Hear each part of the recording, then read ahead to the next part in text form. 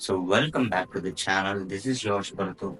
I have already made a video on classification of accounts and golden rules of accounting. So in this five transactions, we are going to cover all the type of journal entries. Let's see the format of journal entries. The first column is date, and the second thing is particulars, journal folio, debit, and credit. What is journal folio? Journal folio is just like a page number for accounting books.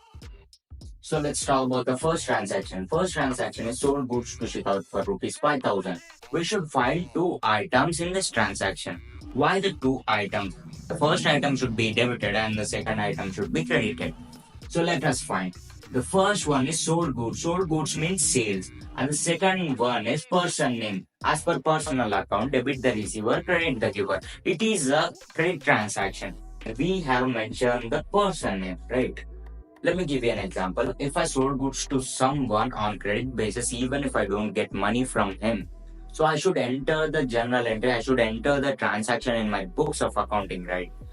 If I don't get money, how should I record it as a cash transaction? No, right? So I should mention his name. So if I sold goods on cash basis, I don't write any name because I don't have any work with him, right? Cash received, goods sold. It is a cash transaction. The difference between credit transaction and the cash transaction is the person name. If we mention a person name in a journal entry, then it would be a credit transaction. It is a blind sign. Keep that in mind. Journal entry would be Shikawat account data to sales account 5,000, 5,000. So this is the narration. Being goods sold to Shikawat for rupees 5,000. The narration is not that important, but by seeing the narration, you will get an idea about the journal entry. Let's move on to the second journal entry. Purchase goods from Pushpa for rupees 5,000. So it is also a credit transaction. Why? Because we have mentioned his name, right? So we should find two items in this transaction. The first one is purchased goods. Purchased goods means purchases. The second one is Pushpa, who is a creditor. So let's move on to the journal entry. Purchases account data to Pushpa account. Why purchases account debited? As per nominal account, debit all the expenses. So purchases is an expense for us, right? And why we have credited Pushpa account? He is a creditor for us, right? Debit the receiver, credit the giver, right? He is the giver. He sold goods to us. That is why his account credited 5,000, 5,000.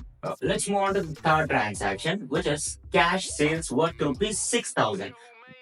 In this transaction, there is no person name, so it will be treated as cash transaction. So let's find two items. The first thing is cash, and the second thing is sales.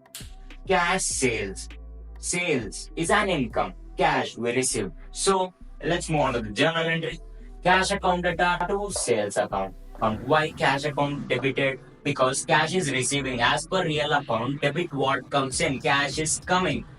So sales, credit all the incomes as per nominal account. Sales is an income, so sales account is credited. Let's move on to the fourth transaction. Received cash from Salah worth rupees 13,800 and discount allowed 200. So it is also a credit transaction in the past. Salah bought goods from us and he said, I'll pay in the future. So right now we are getting the cash. We are receiving the cash from Salah. So that's why we allowed some discount to the Salah. So he's a hero, right? That is why we are giving the 200 discount. So let's move on to the journal entry. Cash account data to discount account data to Salar account. Why cash account debited? As per real account, debit what comes in. So why the discount account debited? Because as per nominal account, debit all the expenditure and losses, discount treated as loss. That is why it is debited. Salar account is credited. He is the giver as per personal account. He received 13,800. The actual price of the books is 14,000. We give the discount worth rupees 200. 13,000 to 800 plus 200 is equal to 14,000. We should add these two items and write on the credit side, which is 14,000. What if we get discount from creditors? Just simple. We used to write it as discount received. We just post it as a credit item to discount received account. Simple. And so let's move on to the fifth transaction. Salaries paid 5,000 rupees, wages paid 7,000 rupees in the same date. कभी कभी ऐसा होता है कि एक ही date में एक से ज्यादा ट्रांजैक्शन करनी पड़ती है. So we should merge all the transactions which have done in the same date. It is called as compound entry. So let's see how the compound entry will be. Salary account debtor, wages account debtor to cash account. Salary account debtor, wages account debtor to cash account. Salary is 5,000, wages 7,000. The total would be 12,000. So these two are expenses, right?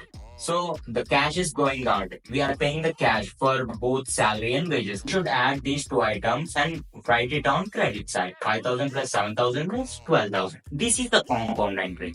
So I have covered all the type of journal entries in these transactions. So if you like these kind of explanation, please hit the subscribe button and hit the bell icon, which is completely free. Bye.